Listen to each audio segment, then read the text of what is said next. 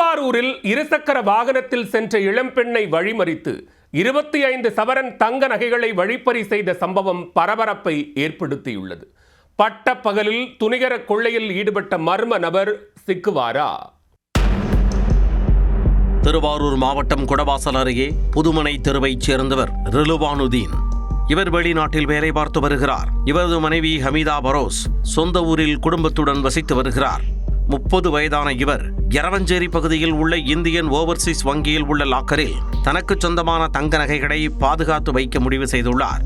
இதையடுத்து வீட்டில் இருந்து 25 சவரன் தங்க நகைகளை எடுத்துக்கொண்டு இருசக்கர வாகனத்தில் சென்றுள்ளார். வங்கியில் சென்று பார்த்தபொழுது கூட்டம் அதிகமாக இருந்துள்ளது. இதனால் சனிக்கிழமை லாக்கரில் நகைகளை வைத்துக் கொள்ளலாம் என வீட்டிற்கு திரும்பியுள்ளார். எரவாஞ்சேரி பிள்ளையார் கோவில் அருகே வந்தபோது மர்ம நபர் ஒருவர் இளம்பெண்ணின் இருசக்கர வாகனத்தை மறித்ததாக கூறப்படுகிறது. உடனே பேக்கில் வைத்திருக்கும் மொத்த நகைகளையும் எடுத்துக்கொடு என மிரட்டியுள்ளார். உயிருக்கு அஞ்சி மொத்த நகைகளையும் அவரிடம் கொடுத்துள்ளார். அடுத்த கணமே வழிப்பறி திருடன் நகைகளுடன் சிட்டாய் பறந்துள்ளார். நகைகளை பறிகொடுத்த ஹமீதா பரோஸ் நேராக எரவாஞ்சேரி காவல் நிலையத்திற்கு சென்று புகார் அளித்துள்ளார். புகாரின் அடிப்படையில் போலீசார் வழக்கு பதிவு செய்தனர். பின்னர் சம்பவ இடத்திற்கு சென்று விசாரணை மேற்கொண்டனர். ஆனால் வழிப்பறி நடந்ததாக கூறப்படும் இடத்தில் சிசிடிவி கேமராக்கள் எதுவும் இல்லை.